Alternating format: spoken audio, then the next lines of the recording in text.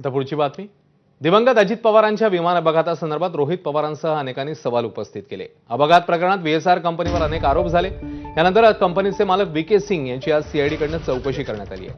पुण्यातल्या सीआयडी कार्यालयात तब्बल 8 तास चौकशी झाली आहे. सीआयडीचे अपर पोलीस महासंचालक सुनील रामानंद यांच्याकडून व्हीके सिंग यांची चौकशी करण्यात आली.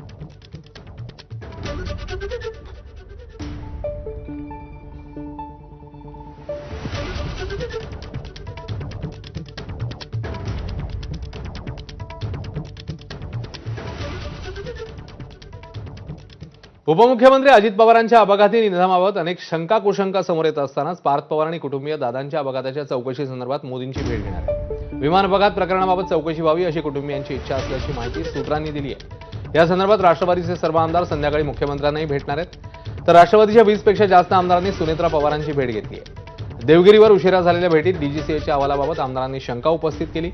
सीबीआय चौकशीची मागणी अद्यापही पूर्ण झालेली नाही, याबाबत आमदारांकडून सवाल उपस्थित करण्यात आला.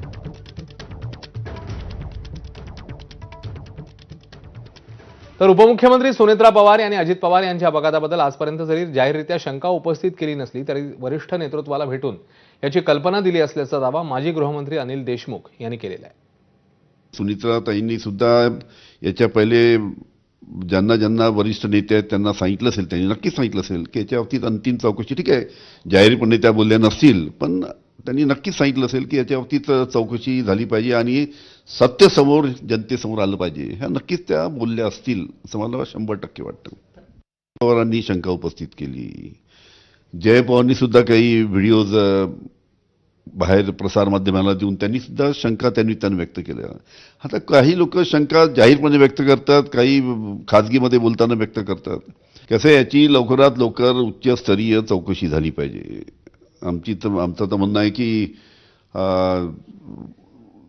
हायकोर्टाचे वरिष्ठ न्यायाधीश यांच्या नियंत्रणाखाली चौकशी झाली पाहिजे, जेणेकरून सत्य काय आहे ते लोकांसमोर येईल.